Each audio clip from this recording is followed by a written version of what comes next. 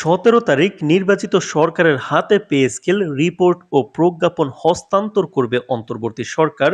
Gadget শীঘ্রই প্রকাশিত হবে। তো দর্শক, নবম পে স্কেলের আজকের সবচেয়ে বড় নিউজটি শেষ পর্যন্ত দেখুন এবং শুরুতেই নবম পে স্কেল বাস্তবায়ন সংক্রান্ত সকল আপডেট পেতে চ্যানেলটি সাবস্ক্রাইব করে ভিডিওটি কন্টিনিউ করুন। তো দর্শক, নির্বাচনের মাত্র কয়েকদিনের মধ্যেই সরকারি চাকরিজীবীদের জন্য সুখবর আসছে। ১৭ তারিখ নির্বাচিত সরকারের হাতে পে স্কেল সংক্রান্ত রিপোর্ট এবং প্রজ্ঞাপন হস্তান্তরের সিদ্ধান্ত ইতিমধ্যেই চূড়ান্ত হয়েছে। অন্তর্বর্তী সরকার জানিয়েছে, প্রক্রিয়াটি দ্রুত সম্পন্ন করার জন্য সকল প্রস্তুতি ইতিমধ্যেই নেওয়া হয়েছে এবং সংশ্লিষ্ট গ্যাজেট শীঘ্রই প্রকাশিত হবে। অর্থ মন্ত্রণালয়ের ঊর্ধ্বতন কর্মকর্তা একটি অনলাইন ব্রিফিংয়ে জানিয়েছেন, আমরা নির্বাচনের আগে যতটা সম্ভব প্রস্তুতি নিয়েছি যাতে নির্বাচিত সরকার শুরুর দিন থেকেই পে স্কেল কার্যকর করতে পারে। এতে সরকারি কর্মচারীদের মধ্যে দীর্ঘদিনের প্রত্যাশা পূরণ হবে এবং প্রশাসনিক কার্যক্রমও স্থির থাকবে।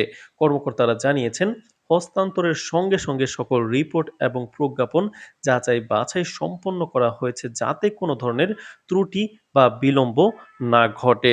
সর্বশেষ তথ্য অনুযায়ী নতুন পে স্কেল প্রজ্ঞাপনের আওতায় ১৪টি গ্রেডের সরকারি চাকরিজীবীদের বেতন কাঠামো নির্ধারিত হবে। ন্যূনতম বেতন ধরা হয়েছে ২৪,০০০ টাকা, সর্বোচ্চ বেতন ১,৪০,০০০ টাকা পর্যন্ত।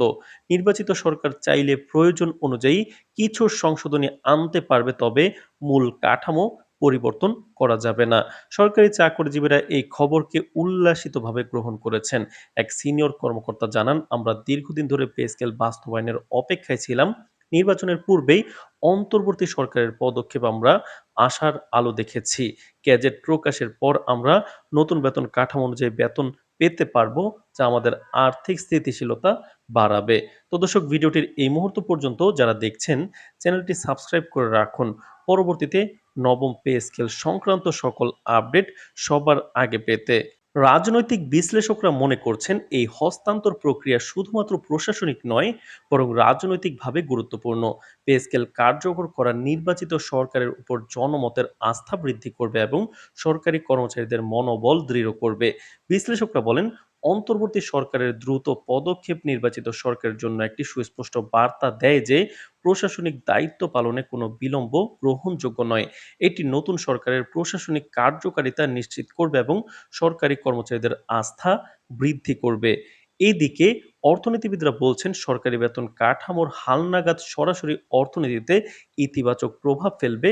সরকারি বেতন বৃদ্ধি ভোক্তাদের ক্রয় ক্ষমতা বাড়াবে, যা আর্থিক বাজার ও দেশের অভ্যন্তরীণ অর্থনৈতিক প্রবাহকে প্রভাবিত করবে। কর্মকর্তারা জানিয়েছেন, এই হস্তান্তরের ফলে সরকারি কর্মচারীদের আর্থিক নিরাপত্তা বৃদ্ধি পাবে এবং বেতন কাঠামোতে স্বচ্ছতা নিশ্চিত করবে। অর্থ মন্ত্রণালয়ের শীর্ষ কর্মকর্তারা জানান, গ্যাজেট প্রকাশের পর নির্বাচিত সরকারকে অবশ্যই ২১ দিনের মধ্যে পে স্কেল কার্যকর করার পদক্ষেপ নিতে হবে। এই প্রজ্ঞাপন এবং রিপোর্ট হস্তান্তর প্রক্রিয়া নিশ্চিত করবে যে সরকারি প্রশাসন সুষ্ঠু এবং সময়োপযোগী সিদ্ধান্ত গ্রহণে প্রতিশ্রুতিবদ্ধ। সংবাদ সম্মেলনে আজ মির্জা ফখরুল আরও জানিয়েছেন, নির্বাচিত সরকারকে দায়িত্ব নেওয়ার সঙ্গে সঙ্গেই সংশ্লিষ্ট সব আইনানুগ প্রক্রিয়া সম্পন্ন করবে।